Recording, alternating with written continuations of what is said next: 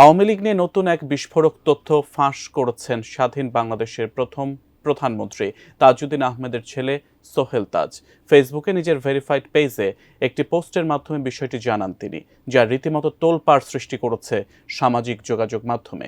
এছাড়া নিজের ওই পোস্টে এবার আমার পালা বলেও জানান তিনি। সোহেল তাজ কিসের পালা বোঝাতে চেয়েছেন নিজের পোস্টে, বিস্তারিত জানাচ্ছেন ইস্তিয়াক হোসেন। রাজধানীর ব্যস্ততম বাণিজ্যিক এলাকা মতিঝিল। এই মতিঝিলেই ২০১৩ সালের ৫ মে নেমে এসেছিল ভীতিকর এক পরিবেশ। সে সময় মতিঝিলে বড় এক কর্মসূচির ঘোষণা দিয়েছিল হেফাজতে ইসলাম। ব্লগারদের বিরুদ্ধে ইসলাম ধর্ম নিয়ে কটূক্তি ও নারী নীতির বিরোধিতা করা সহ মোট ১৩ দফা দাবি তুলে ধরেই সংগঠনটি তাদের কর্মসূচির ঘোষণা দেয়। পরবর্তীতে সেদিন দিনভর চলে উত্তেজনা ও সহিংসতা পুরো মতিঝিল এলাকা জুড়ে, যা রাতে এক রণক্ষেত্রে পরিণত হয়। সে সময় দেশের ক্ষমতায় ছিল আওয়ামী লীগ। পরে অবশেষে তৎকালীন সরকার পুলিশ, র্যাব ও বিজিবি দিয়ে অভিযান চালিয়ে খালি করে শাপলা চত্বর। এতদিন শাপলা চত্বরের সেই ঘটনাকে কেন্দ্র করে ওই আমলের জনপ্রশাসন মন্ত্রী সৈয়দ আশরাফের সংশ্লিষ্টতা রয়েছে বলে দোষারোপ করা হয়। কিন্তু এবার সেই শাপলা চত্বর কাণ্ডে সৈয়দ আশরাফের সংশ্লিষ্টতা নিয়েই মুখ খুলেছেন তাজউদ্দিন পুত্র সোহেল তাজ।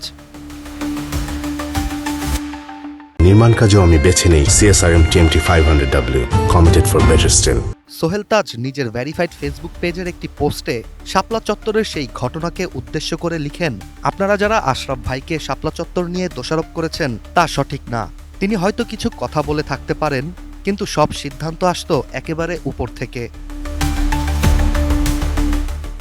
এছাড়া সোহেল তাজের দেয়া পোস্টের সবচেয়ে চাঞ্চল্যকর বিষয়টি হচ্ছে শিরোনামে তিনি লেখেন হাটে হাড়ি ভাঙ্গার প্রথম পর্ব, যা ইঙ্গিত করে আওয়ামী শাসনামলে ঘটা অনেক ঘটনার প্রকৃত বর্ণনা তিনি হয়তো আগামীতে দিবেন। আর পোস্টের শেষে তিনি এ বিষয়টি নিশ্চিত করেন, সিরিজ চলবে এখন আমার পালা বলে। আওয়ামী লীগ সরকার পতনের পর থেকেই সোহেল তাজ বেশ আলোচনায়। এছাড়া হঠাৎই নিজের বাগদানের খবর প্রকাশ করে বর্তমানে তিনি টক অফ দ্য টাউন। এসবের মাঝে তার এই পোস্ট নেটিজেনদের করে তুলেছে আরও আগ্রহী। এখন অপেক্ষা আগামীতে আরও কি বিস্ফোরক তথ্য ফাঁস করেন তিনি। Istiaq Hossain, ATN news.